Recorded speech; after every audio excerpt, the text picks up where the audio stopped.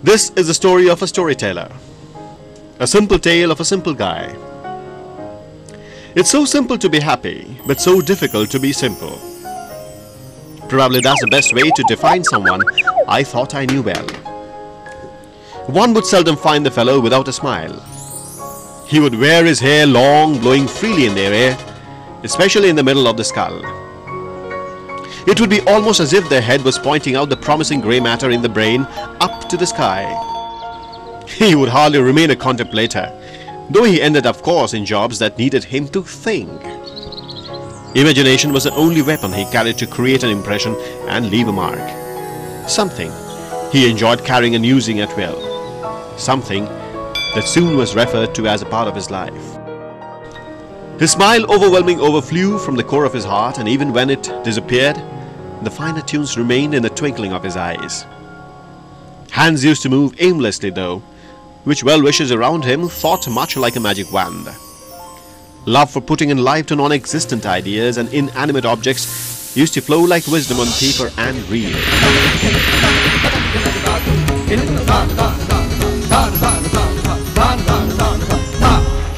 Thus, effortlessly, he infused something which all could call motivation.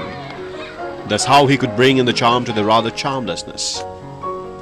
Figuring out how well to captain the ship, he would often get a little closer to watch someone vividly, then take a shy distance to keep gazing and analyze. He would not judge, yet he would find the character's needs. Bright sunny days, and he would be seen with a bounce on his feet, coming through the sharp turns of roads and life, to join the rest at a platform and meet on some or the other field of communication. The rest would keep their eyes wide open and remain skeptical. It was not his fault, neither the rest to be blamed.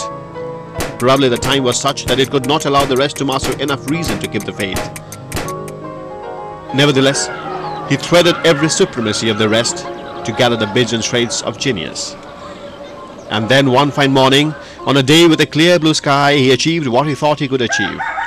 He made all believe what he thought he could believe for all this while.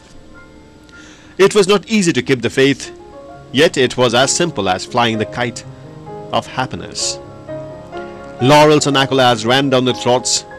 He remained calm and aloof, preparing himself for something bigger and brighter still. And in the night, while all would be cheering and celebrating under the starry sky, he was long gone to some distant land with a bounce on his feet, traveling through the sharp turns of roads and life, to gather around a bunch of fresh flowers, waiting for him to tell a new story all over again. Cheerful, fearless, with Hakuna Matata in his heart, that was the guy I thought I knew well. But I kept on guessing, how could I think of such a character, knowing little, almost nothing from where the idea stemmed? Thus, I asked all around me to give this character a name, and they replied, Nonsense! Of course you're talking about yourself! Can't you remember your name?